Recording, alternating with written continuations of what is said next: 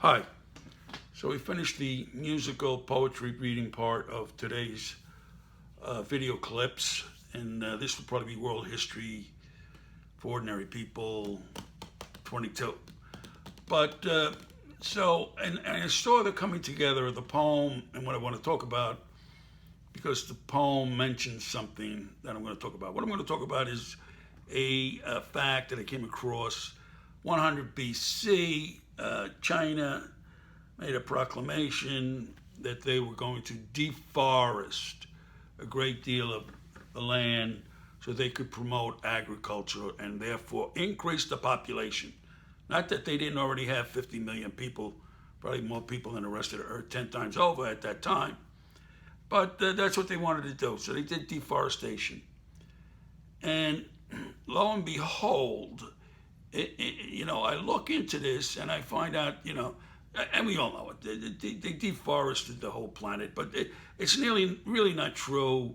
I think I read one post where 70% of the globe is still in forest, but it's just retreating at, the tens of millions of acres a year, square miles, and that's just horrible. And the top guys in this list, if I can remember, Brazil, China, and a few others. I don't know who they are. But a small country, Nigeria, it's not that small. I think it's 50, 60 million people. It's got a lot of people, maybe not that much. But it's losing on a per capita more forest than anybody else. And there's also, you got to deal with Borneo. United States in the 19th century, they got rid of like 70% of the forest, natural forest. They got rid of everything. And that's what humans do. They chop the trees. Humans hate trees. You can see it everywhere you go. And when they try to make recompense for it, what do? They plant a ginkgo tree in the city so that it can puke up and mess up the sidewalks of New York with this stinking fruit that comes down every fall and boils up in the sun, makes stink. But, they couldn't leave the seed of the extinct tree alone. No, they had to resurrect it because they're so brilliant, these humans.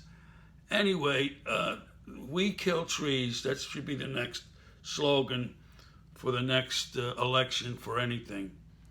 Killing trees. Let me stop because I don't want to rant. The deal here is to be about history, and I want to stay focused on history, not my opinions. But the history that I'm seeing is there's so much of it that went on in the Far East that it's caused me to be concerned because I really have never made a real penetrating excursion into the history of the West. And I did some. As a matter of fact, in the beginning of all of this, there was Poland, and was the Reformation, but not the cradle of Western civilization, the Greeks and the Romans. So I did a little looking into that, and my word, where do we start doing that?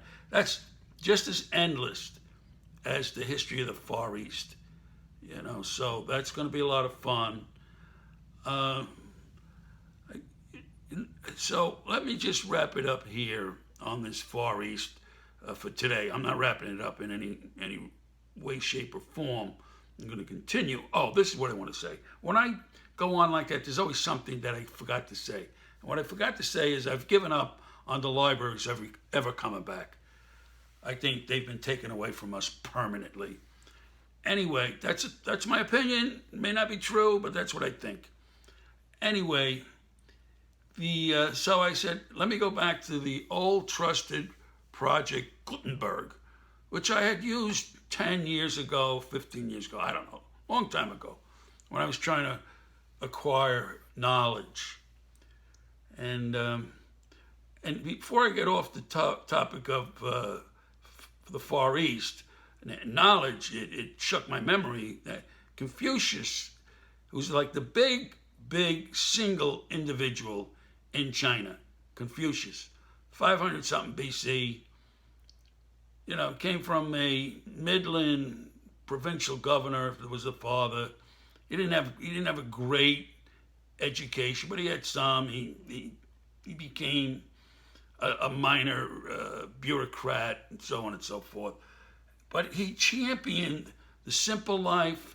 He championed the conservative aspect of filial piety, or whatever the word is, to be obedient to your parents. He championed that, and by being obedient to your parents, you'd be obedient to the government.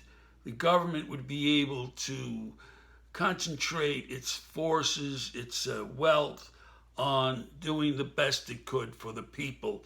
And so it was like a closed circle. This person's doing good, this guy benefits, they all benefit. And so he wasn't about rebel rousing and revolution and who we're going to kill tomorrow and who we're going to overtake the next day. So, and Confucius was greatly respected by almost all types of Chinese. And the philosophy moved out into Korea and into Japan, I believe. The philosophy, they called it, maybe they call it something else. But that idea of respect and respect for your parents and your family, and living a life without too much, meandering and too much getting off the right path. So, and so giving up on the library is helping me. I went to, like I said, the Project Gutenberg, which I had used once a long time ago. And it just as a long time ago, I mean, it really hasn't changed much. The attempt at finding what you're looking for is difficult, particularly a guy like me who I don't use almost any of the no technologies, so I sloshed through hundreds of titles under C. And finally I got to ancient Chinese literature and history, and there was all the Confucius writings. So I opened up, it was pretty much the first thing under him. I think it was the Analects. And I'm reading that. Now, it's not my cup of tea when it comes to history, because what I'm reading is basically social codes, social how-to. And it seems like so many of the civilizations around the globe, that's what they did. The Jews did with their Bible and their teachings within that. It was a social document. And two, the difference, though, is that in Confucius, he never references a god or anything in the heavens or anything after death. The Hebrews and that Judaish, Christian, they have a lot of that. So that's something I'll have to dig into and find out what's up with that. The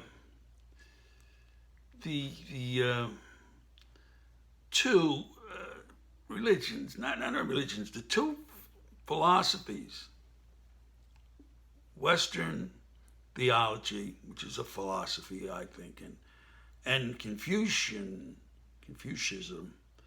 There's going to be some measuring these two. It is at least to somebody's credit that they didn't just pick something out of the air and said, "Oh, this exists." It's to everybody's credit when you don't do that. You try to work on facts. And Confucius, observing how people lived, he observed that they lived better if the family, the elders in the family are respected, that work is respected, they don't complain, they will bring up things that they believe are not being done right, they don't shirk that responsibility. So here's a lot to say, but there's going to be 1,000,000 pages before anybody knows what they got to say. And I hope in this Gutenberg, they also have the hundreds of other histories that were written in the ancient times. Like I told you before, every new dynasty, in came the historians on the coattails of the new dynasty, and the first thing they did was write a history about the previous dynasties. So there should be a lot of that. Hopefully, I can get part of that and share some of that with everybody, because history is for everybody. Okay, not just the historians. Although the historians do a much better job of it, there's no doubt about it. No doubt. They're trained, they cull, they get to the point, and it's really not. The good historians, and this is most of them, it's not about opinion making. That's not it. It may sound like it after you hear these certain trends in history over and over and over. You know, like I'm reading a biography of Churchill. Right? You know, I mean, it might sound like William Manchester is an ideologue for conservatism. It may sound like that, but it's not. It's just that's what it is. Churchill was an amazing conservative. Amazing. You know, he was also the darling of the British Empire. Even the people who hated him loved him. Quite a character. And I'm not even close to get ready to talk about that guy. But, you know, if you get a chance, try to read The Young Lion, I think the book is called. William Manchester, Churchill. It's going over his younger years. And it's fascinating because what a good historian does is he gives you the background, and they all do this. Not all, but mostly that's what they do. They give you the background. You know what it's like growing up in a highly placed aristocratic family where the parents don't give two hoots about you. You know what it's like that to have the person who's the most concerned about your welfare is the nanny, who's a hired person for pittance, you know, and that's the one person for 19 years is concerned about Churchill, you know, and his brother Jack, nice guys, all nice guys, but Churchill was a difficult kid, and his stories are going to be, you know, they're just going to be great. I know it. I'm already like a third into this book, and I know the rest of it's going to be great. It's going to cover a lot of things that I'm super excited about. South Africa, the wars down there with the Boers, and they already passed that though. And just lots of things. India, he's in India. He's a schemer too, this guy. Big schemer. You gotta love him. All right, that's enough. Remember, we gotta concentrate. It's the Far East, okay? Not India, not London in the late 19th century. It's the Far East that I'm trying to do. Thank you. Come back and see me sometime, all right? Bye.